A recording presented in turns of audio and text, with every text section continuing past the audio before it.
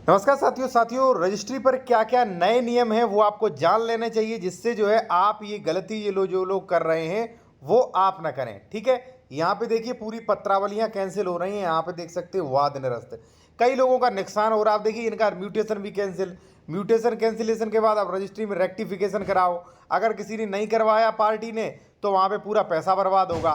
तो आप रजिस्ट्रियों में क्या क्या नियम चेंजेस हो गए हैं, और जब आप रजिस्ट्री करवाने जा रहे हैं या करवा चुके तो क्या क्या चेक करें कि भाई आपकी प्रॉपर्टी सही है कि नहीं है, क्योंकि भाई आप जीवन भर की किसमें कमाई लगा रहे हैं। ठीक है ना। तो देखिए अब होता क्या है, रजिस्ट्री में कुछ नए नए अपडेट्स होते रहते हैं। अपडेट्स भाई होना बेहद जरूरी है, क्योंकि अगर अपडेट्स नहीं होंगे तो कुछ अच्छा कैसे बेहतर कैसे किया जा सकता है। ठीक है, तो ऐसे ही कुछ अपडेट्स हुए थे और मैंने लगभग 5 या 6 महीने पहले पूरा वीडियो बनाया था।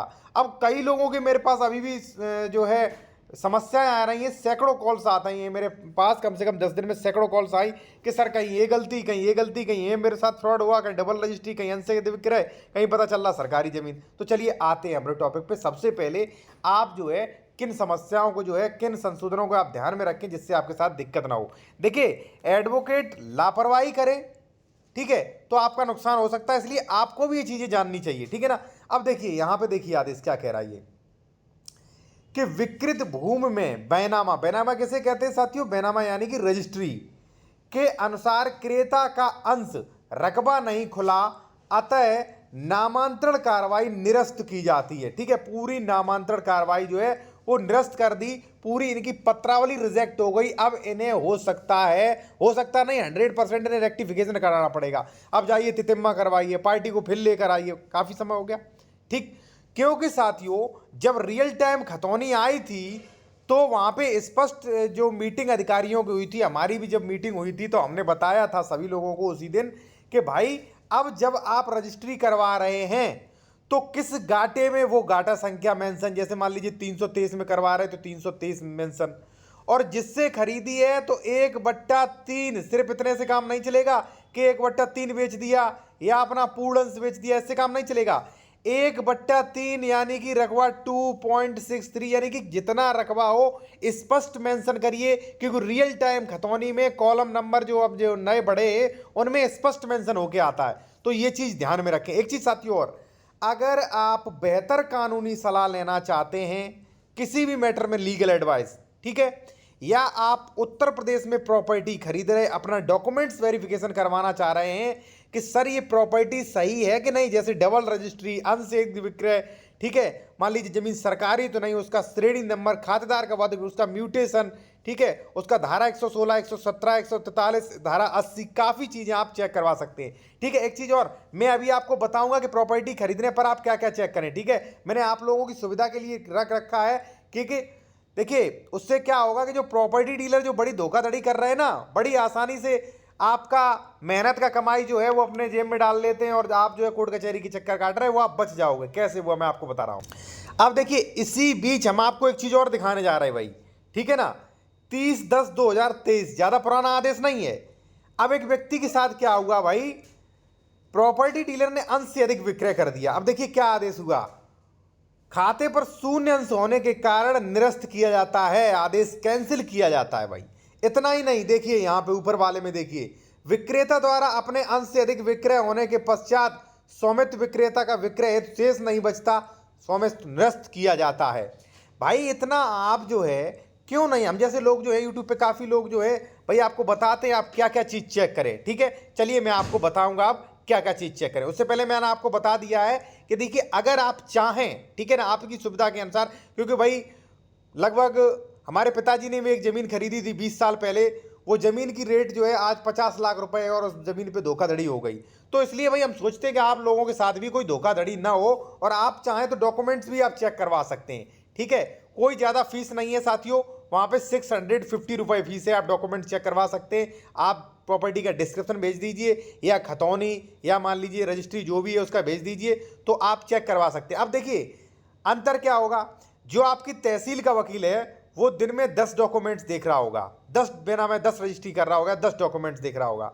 हमारे पास जो है सैकड़ों कॉल्स आ रही हैं, सैकड़ों मैटर्स आ रहे हैं, क्या क्या फ्रॉड हो रहे हैं, क्या क्या धोखाधड़ी हो रही है, और जहां पे 10 साल का अनुभव है और सैकड़ों डॉक्यूमेंट चेक किए तो कुछ ना कुछ अनुभव ज़्यादा होगा, बाकी आप डिसीजन ले सकते हैं, ठीक है ना। चलिए मैं आपको बताता हूँ कि आप भी कैसे चेक करें, आप भी धोखाधड़ी से कैसे बचें। मान लीजिए हो सकता है भाई कोई नहीं पैसा खर्च करना चाह रहा है, ठीक है ना। देखिए सबसे पहले तो ये चीज़ जो मैंने बता दी, ये चीज़ ध्यान में रखना भाइयों, ठीक है ना। अब चेक क्या क्या करें, चलिए वो मैं आपको बता दूँ, ठीक है। इसमें पूरी चीज़ें नहीं, कुछ चीज़ें और छूट गई होंगी, ठीक है। हमारे पास पूरी लिस्ट है, हम उसके अनुसार चेक करते हैं प्रोफेशनल तरीके से।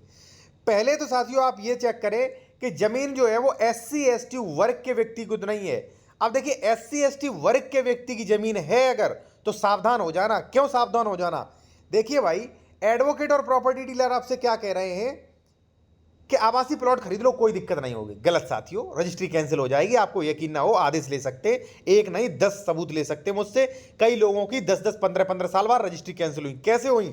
आपने SC ST की जमीन खरीदी, अभी ये पूरा मैं समझाऊंगा, आराम से समझिए, ठीक है। किसी को भी बचा भी सकते हो आप, ठीक है ना। SC ST की जमीन खरीदी, अब नियम ये है कि धारा 98 करवाइए आप, पहला चीज, या धारा 98 का कहीं आदेश मिल जाए आपको, उस पर हो, पहली चीज। धारा 98 का आदेश नहीं है तो 143 होना चाहिए या 80 का आदेश होना चाहिए। और आदेश स्पष्ट देखें भाई, विशेषज्ञ से दिखवाएं, ऐसा नहीं कंडीशनल आदेश होते हैं कई, ठीक है। अगर ये दोनों चीजें नहीं हैं तो प्रॉपर्टी मत खरीदिए। अब प्रॉपर्टी डीलर आपको तर्क क्या देंगे? वो तर्क देंगे कि नहीं आवासीय दिखवा दो, देखिए रजिस्ट्री पे आवासीय लिखा है, ठीक है, देखिए यहां पे स्टाम्प आवासीय का पे कर दीजिए।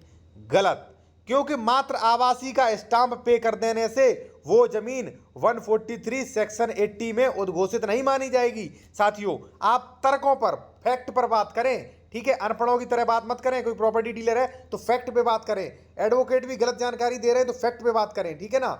कि सर ये बताइए आबादी यहाँ पे सेक्शन 143 80 नहीं हुआ, तो ये बताइए सर कि हम स्टाम्प पे कर रहे हैं तो क्या मान लिया जाएगा? नहीं माना जाएगा। आप मुझसे आदेश ले सकते हैं, भाई आपके पास व्यवस्था है, ठीक है, पहली चीज। तो यहाँ पे ये चीज चेक करें, ठीक। दूसरा साथियों, खतौनी में जमीन की श्रेणी चेक करें। भाई मैं एक बात आपको बता दूं कि जब आप फर्द खतौनी अधिकार अभिलेख देखते हैं तो उसमें 90 कॉलम होते हैं और प्रत्येक कॉलम का बहुत महत्वपूर्ण होता है। एक भी कॉलम की गलती आपकी पूरी जमीन जो है पैसा ले डूबेगी। अब देखिए होता क्या है, जमीन को सरकार ने श्रेणियों में डिवाइड किया। कोई श्रेणी नंबर 10 की जमीन है, कोई श्रेणी नंबर 4 की जमीन है, कोई श्रेणी नंबर 1 की जमीन है, कोई श्रेणी नंबर 3 की जमीन है। तो आप ये चेक करिए कि किस श्रेणी नंबर की जमीन है, क्या सरकार ने उसको ट्रांसफरेबल राइट्स दिए कि नहीं, ठीक है, ये चेक करिए।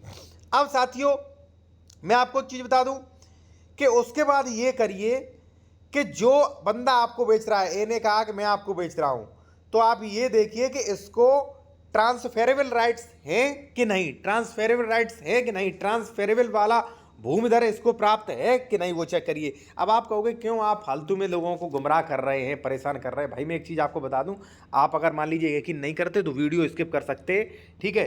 क्योंकि देखिए जितनी टेक्नोलॉजी बढ़ रही है, ठीक है, इंसान उतना ही जागरूक बन रहा है, ठीक है। तो जागरूक बनिए। मैं ये नहीं कहता हूँ कि 100 में से 100 रजिस्ट्री जो है वो गलत होगी, नहीं, 100 में से कम नहीं तो मेरे पास 20 रजिस्ट्री ऐसी आती हैं जो गलत, कहीं ना कहीं मान लीजिए फ्यूचर जो है इनका बुरा होगा, जमीन भी जा सकती है। तो भाई हो सकता है उस 20 में आप भी हो, ठीक है ना। तो इसलिए चेक करें। आपने ये चेक कर लिया, फिर साथियों आप ये करें चेक कि विक्रेता का नाम, पिता और पता सही नाम है कि नहीं। ऐसा ना हो खतौनी में कुछ हो, रजिस्ट्री में कुछ हो। अगर ये हो गया तो दाखिल कार्य नहीं होगा फ्यूचर में। विक्रेता का कुल अंश, जमीन का क्षेत्रफल कितना है वो भी चेक करें। ये इसलिए मैं चेक करने के लिए बता रहा हूँ भाई, रजिस्ट्री में कितना खरीदा, रजिस्ट्री में 1 बीघा खरीदा तो 1 बीघे की म्यूटेशन हुआ है कि नहीं। आप कहोगे 1 बीघे का होगा, 2 बीघा का थोड़ा नहीं हो जाएगा, नहीं, कहीं कहीं क्या होता है गलती हो जाती है लेखपालों से वगैरह से आदेश में, ठीक है। तो वो चेक करें और ये चेक करें 1 बीघा में से कितना बेच दिया वो भी चेक करें, ठीक है। अगर पैतृक जमीन नहीं है तो ट्रांसफर का जरिए चेक करें। देखिए मैं आपको बता दूं, अगर जमीन पैतृक नहीं है तो उसे किसी न किसी रूप में मिली होगी, रजिस्ट्री से मिली होगी भाई, या मान लीजिए दान पत्र में मिली है, गिफ्ट डीड में मिली है, वसीयत से मिली है, किसके मिली है वो चेक करें और उसका वेरिफिकेशन करें, ठीक है। आसानी से कर सकते हैं आप, ठीक है ना। और मैंने आपको बता दिया है कि आप अगर प्रॉपर्टी खरीद रहे हैं तो कंसल्टेशन भी कर सकते हैं या किसी मैटर में आप लीगल एडवाइस भी ले सकते हैं। मान लीजिए रजिस्ट्री संबंधी कोई भी विवाद है, आपका कब्जा नहीं मिल रहा, दाखिल खारिज नहीं हो, तो किसी संबंध में आप बेहतर कानूनी सलाह ले सकते हैं। हाँ फीस देनी पड़ेगी, व्हाट्सएप पे मैसेज करेंगे तब आपको बता दिया जाएगा, ठीक। खतौनी पर हुए सभी आदेश, देखिए खतौनी पर चाहे 80 आदेश हों चाहे 1 आदेश हो, उन आदेशों का अच्छे से अध्ययन करें, कहीं कोई आदेश ऐसा तो नहीं कि ये ज़मीन ग्राम सभा में नहीं तो हो गई है, कहीं कोई आदेश गलत आदेश तो नहीं चढ़ा, कोर्ट का क्या आदेश भाई देखना तो पड़ेगा, इस पर क्या क्या आदेश हुए, खतौनी बंधक तो नहीं, ये चेक करें, ज़मीन पर कोई केस तो नहीं चल रहा, ये चेक करें, रजिस्ट्री में विक्रेता ने कितना खरीदा था कितना बेचा ये चेक करें, विक्रेता ने कितनी ज़मीन की रजिस्ट्री कर दी है, डबल रजिस्ट्री तो नहीं कर दी वो चेक करें, विक्रेता के साथ डबल रजिस्ट्री वाला फ्रॉड नहीं हुआ वो चेक करें, प्लॉट नंबर का मिलान करें कि भाई इसने इस प्लॉट की रजिस्ट्री तो नहीं कर दी, और चौहद्दी भी आप देखें भाई क्या होता है, कहीं मैंने आजकल बहुत देख रहा हूँ भाई क्या हो रहा है कि एक ए ने बेची, ए ने, ठीक है, ए ने चौहद्दी दिखाई, इधर ए उधर बी सी और डी, और इन्हें फिर बेची तो यही चौहद्दी दिखा दी, भाई सेम चौहद्दी दिखा दोगे विवाद होगा बाद में, ठीक है। और सरकारी मैप चेक करें, अगर लेआउट जारी नहीं हुआ तो सरकारी नक्शा जरूर चेक करें, ठीक है। 143(80) चेक करें, भौतिक कब्जा सत्यापन करें, फिर भी देखिए आप ये चेक कर लें कि भाई इस पर जो है कोई दबंग या मान लीजिए फिजिकली कब्जा तो नहीं, और आप ये भी चेक करें भाई इसका एग्रीमेंट वसीयत वगैरह ये चीज़ें भी तो नहीं चेक कर, मतलब ये चीज़ तो नहीं हो रखी है, ये चीज़ भी चेक करें, ठीक है ना। देखिए भाई जागरूक है, बाकी आपके पास अगर बहुत ज़्यादा पैसा है, फालतू पैसा है, तो आपको कोई कोई चीज़ चेक करने की ज़रूरत नहीं है, और आप दबंग हैं तो कोई चीज़ चेक करने की ज़रूरत नहीं, बस आप अपना कब्जा ले लो, ठीक है, कुछ भी करो, ठीक है साथियों। और बाकी मैंने आपको बताया ये नियम जरूर ध्यान रखें, वरना पत्रावलियाँ ज़्यादा कैंसिल हो रही हैं, ठीक है। धन्यवाद।